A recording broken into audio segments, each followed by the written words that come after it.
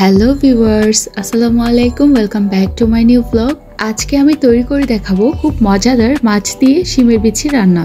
শিমের বিচি কিন্তু অনেকভাবেই রান্না করা যায়। অনেক সময় শুটকি, আবার অনেক সময় মাছ দিয়ে রান্না করা হয়। আবার দেখা যায় অনেক সময় বাগার দিয়েও রান্না করা হয়। যেভাবে রান্না করুক না কেন, খেতে অনেক মজা হয়। আজকে আমি আপনাদের সাথে মাছ দিয়ে কিভাবে শিমের বিচি রান্না করবেন সেটি দেখাবো। এখানে আমি কিছু শিমের বিচি 10 মিনিট পানিতে ভিজিয়ে রেখেছি, এরপর খোসাটা ছাড়িয়ে নিয়েছি। এখানে আমি 3 পিস মাছ নিয়ে নিয়েছি। আপনারা যে কোনো ধরনের মাছ এখানে নিতে পারবেন। মাছের সাথে সামান্য পরিমাণে লবণ এবং হলুদ দিয়ে এবার আমি ভালোভাবে মাখিয়ে নিব।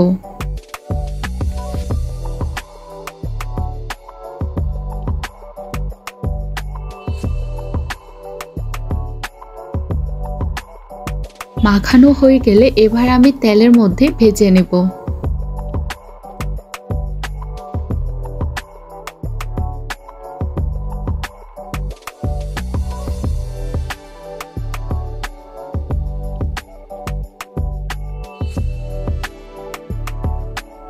যখন মাছগুলো ভাজা হয়ে যাবে, এবার একটি চামচের সাহায্যে প্লেটে তুলে নিব। এবার আমি একটি প্যান নিয়েছি, প্যানের মধ্যে মাছ ভাজার যে অবশিষ্ট তেল রয়েছে সেটি দিয়ে দিচ্ছি। আপনারা চাইলে ফ্রেশ তেলও ইউজ করতে পারেন। তেলগুলো গরম হয়ে এলে 1 কাপের মতো পেঁয়াজ কুচি দিয়ে দিয়েছি। এবার আমি 1 চামচের মতো আদা বাটা, 1 চামচের মতো রসুন বাটা দিয়ে আর একটু তেলের মধ্যে ভেজে নিব। এভাবে করে তেলের মধ্যে ভেজে নিলে কাঁচা যে ঘ্রাণ থাকে সেটি চলে যায়। এই পর্যায়ে 1 চামচের মতো লবণ দিয়ে দিচ্ছি, 1 চামচ হলুদের গুঁড়ো দিচ্ছি, সামান্য পরিমাণে পানি দিয়ে দিচ্ছি যাতে মশলাগুলো পুড়ে না যায়। এই পর্যায়ে 1/2 চামচের মতো ধনে ও জিরার গুঁড়া দিয়ে দিচ্ছি,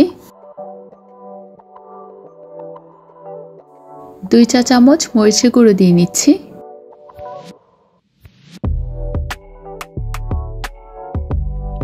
এবার মশলাগুলোকে ভালোভাবে কষিয়ে নিচ্ছি যতক্ষণ না পর্যন্ত মশলার উপর দিয়ে তেল বেশি না আসে। যখন দেখতে পাবেন মশলার উপর দিয়ে তেল বেশি বেশি আসছে, তখনই আমি শিমের বিচিগুলো দিয়ে দিচ্ছি।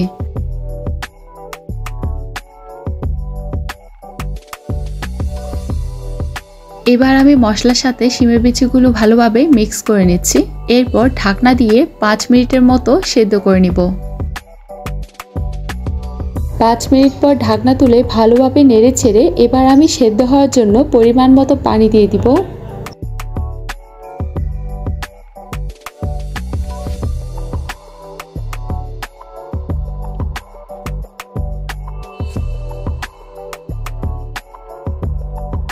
আরও 5 মিনিট সেদ্ধ হওয়ার পর এবার আমি মাছগুলো দিয়ে দিব। এবার আমি টমেটো কুচি আর কাঁচামরিচ দিয়ে ভালোভাবে ঢাকনা দিয়ে আরও 10 মিনিট সেদ্ধ করে নেব।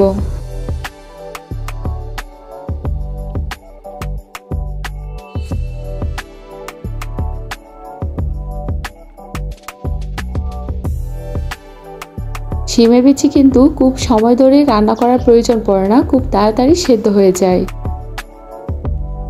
এবার আমি বাগার দিয়ে নিব।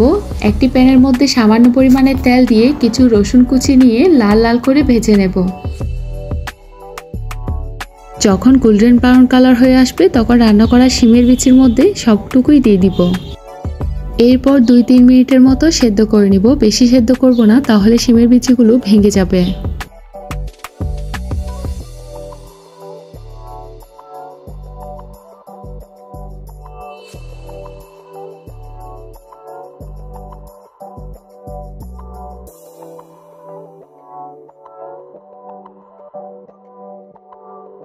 এই পর্যায়ে আমি চুলার জাল বন্ধ করে সামান্য পরিমাণে ধনেপাতা কুচি দিয়ে কিছুক্ষণের জন্য ঢাকনা দিয়ে রাখবো।